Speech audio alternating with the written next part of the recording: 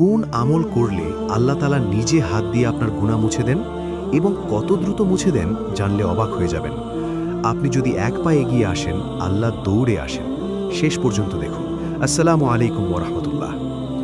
হাদিসে কুদসিতে আল্লাহ তাআলা নিজে বলেছেন, এই হাদিস শুনলে আপনার চোখে পানি চলে আসবে।